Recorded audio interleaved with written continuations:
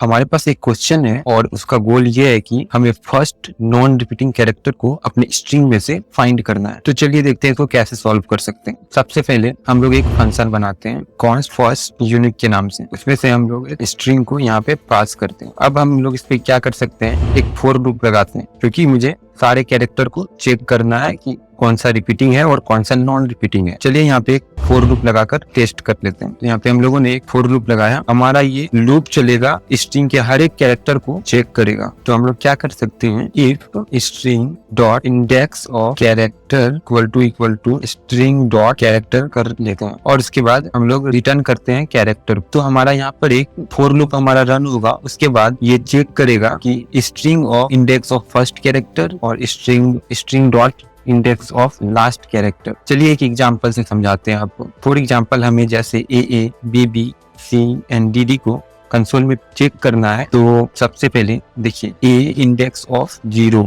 तो मतलब कहने का मतलब ये है अगर कोई कैरेक्टर स्ट्रिंग में सिर्फ एक बार आया है तो उसका इंडेक्स ऑफ और लास्ट इंडेक्स ऑफ सेम होगा। जैसा कि मैं आपको दिखा रहा हूँ एक एग्जांपल से। जैसे मुझे एग्जांपल में A B B C D को चेक करना है कि इसमें कौन सा रिपीटिंग है और कौन सा नॉन रिपीटिंग है, जैसा कि आप इस एग्जांपल से देखकर समझ सकते हैं। अब चलिए हम लोग टेस्ट कर लेते हैं कि ये वर्क कर रहा है या नहीं वर्क कर रहा है। तो सबसे पहले हम लोग कंसोल डॉट लॉग करेंगे। यूनिक कैरेक्टर हमारा एक फंक्शन था और उस पे जो हमारा वैल्यू स्ट्रिंग पास किए थे हम, तो वहाँ पे हम लोग चेक कर लेते हैं। जैसे हम लोग कुछ भी चेक कर सकते हैं। जैसे हम लोग चेक कर लेते हैं A B B C and D. इसमें हम लोग चेक कर लेते हैं कि मतलब कौन सा रिपीटिंग है और कौन सा नॉन रिपीटिंग है।